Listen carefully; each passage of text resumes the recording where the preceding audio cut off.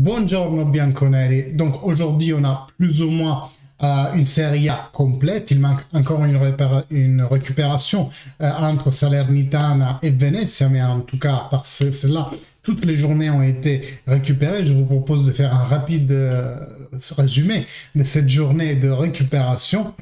Tout d'abord, n'oubliez pas de vous abonner si vous arrivez sur la chaîne. Et puis, comme d'habitude, si vous êtes inscrit depuis longtemps, vous le savez, les likes et les commentaires, ça m'aide à faire remonter la vidéo dans le référencement YouTube. Vous pouvez aussi me regarder en vitesse 1.25 ou 1.5 si vous trouvez que j'ai un débit de parole trop lent. Donc, vous gagnerez du temps. Regardons déjà ensemble les résultats de cette journée de Serie A. Donc, on a la Fiorentina qui a perdu contre l'Udinese chez eux à l'Artemio Franchi 4-0. J'ai regardé le match, vraiment preuve somptueuse de l'Udinese. Donc Italiano rencontre une défaite non attendue par une Udinese qui nous étonne de plus en plus, je dois dire, dans ce championnat, notamment pour ceux deux latéraux, Udogie d'un côté et Molina de l'autre, et pour Deulofeu qui est en train vraiment de faire un très très bon championnat. Ensuite, je ne vais pas parler tout de suite de celle-là, je vais parler de Atalanta-Torino que j'ai aussi regardé, match pyrotechnique, il y a eu 4 pénaltys assignés en autobut de l'Atalanta, il y a eu tout et n'importe quoi, à un moment donné le Torino gagnait 4-2, pour tout vous dire, ça a été vraiment un très très beau match. Preuve aussi que dans la Serie A, on peut avoir un rythme, une intensité comme les matchs de haut niveau. Il suffit juste pour les joueurs de ne pas se jeter par terre tous les 2 secondes à faire semblant de devoir être blessé. Pour les arbitres de ne pas interrompre le jeu tous les 2-2. Et aussi une tenue physique, il faut le dire, de 2 équipes, l'Atalanta et le Torino, qui c'est les équipes avec le Verona qui courent un peu plus dans cette Serie A. Et on va venir au plat chaud de la journée, c'est la récupération Bologna-Inter 2-1 pour le Bologna. Alors, première mi-temps, bien entendu, dominée par l'Inter. Ça se voit vraiment ils ont retrouvé cette verbe d'équipe gagnante. Ouais, on est les meilleurs, patati patata. Après, le Bologne égalise avec Arnautovic, toujours dans la première mi-temps, avec un but assez anecdotique, j'aimerais dire. S'il n'était pas venu, on ne se serait pas étonné. Mais la chose somptueuse, ça a été la boulette de Radu qui, comme à la Linux, non, Linux avec Snoopy, qui va pour frapper le ballon et il ne le frappe pas. Et le ballon est poussé par Soriano dans le filet de l'Inter. Donc dommage pour ce jeune gardien. Qui a sa première présence en Serie A fait une boulette de cette ampleur qui potentiellement fait perdre un match à l'Inter, mais potentiellement c'est un match qui leur fait perdre le Scudetto. Et oui, parce que si l'Inter gagnait hier, ils auraient surpassé le Milan et seraient aujourd'hui à 75, donc en tête du classement de Serie A, alors que la chose reste telle qu'elle. Miracle pour le Milan, maintenant ils ont un nombre égalitaire de matchs. Mais le Milan a un calendrier assez compliqué, on va le voir tout de suite. Ils vont devoir faire face à Fiorentina déjà. Bon, après la défaite contre l'Udinese, comment vont-ils réagir? Hellas Verona, très très compliqué. Atalanta, on la connaît, mais bon, maintenant ils sont un peu... voilà.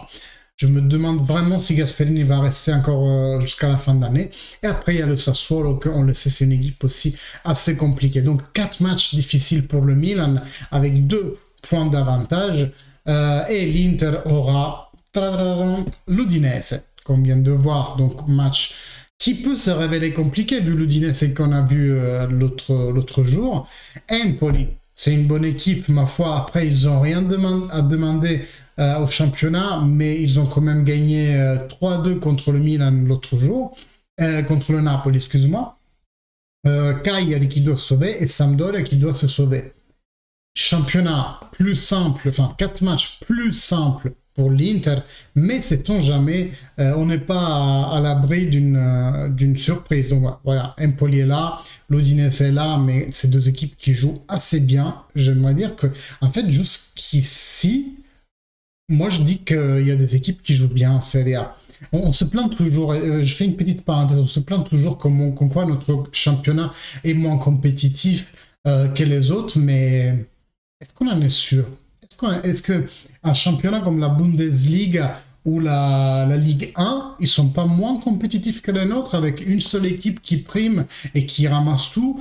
Deux, trois équipes moyennement intéressantes, mais qui, moi, je mettrais bien au même niveau que l'Atalanta, ou Lazio, Roma.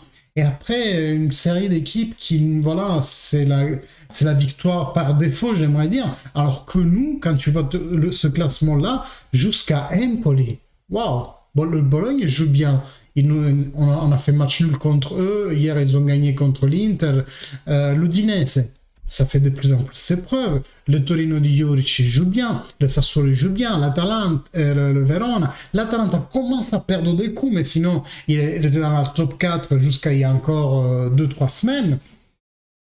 Fiorentina joue bien. Lazio Roma, c'est un peu des ovnis. On ne sait pas. En ce moment, elles sont bonnes, donc on prend ça. Mais franchement, on a un bon championnat, quoi, j'aimerais dire. On n'a pas quoi? On n'a pas les grandes équipes comme Manchester City ou Liverpool ou Bayern. On n'a pas ça dans notre championnat. Oui, les bigs se sont un peu redimensionnés par rapport à l'aura qu'ils pouvaient avoir dans les années 90. Ça, c'est vrai, c'est ignoble. Mais honnêtement, le championnat s'est raccourci vers le bas et il est compétitif. Aujourd'hui, on a une belle Serie A que jusqu'à la dernière journée va nous faire poser des questions. Qui va aller en Champions League? Enfin, ça c'est presque sûr.